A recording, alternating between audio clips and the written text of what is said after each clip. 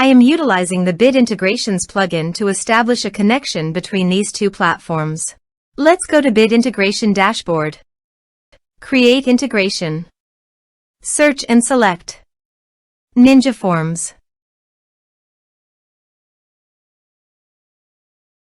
Select a form. Next, search and select HighLevel as an action.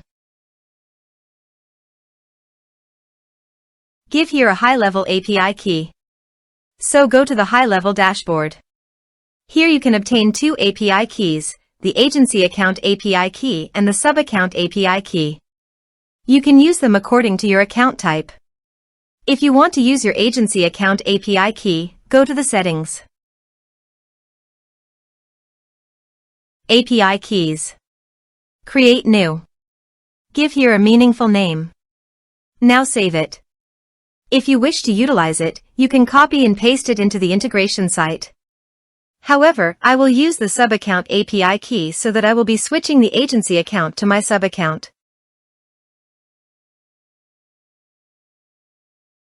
Navigate to the setting.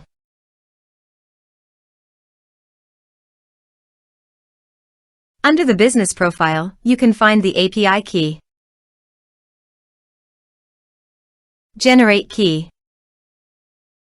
Copy the API key and paste it into the integration site.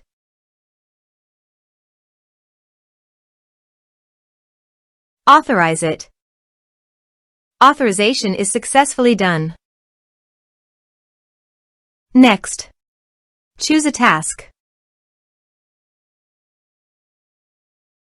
Map the respective fields.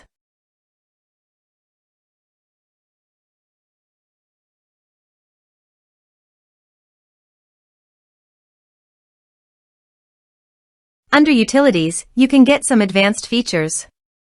You can also add conditional logic as per your requirement. Next, finish and save it. Let's submit a form.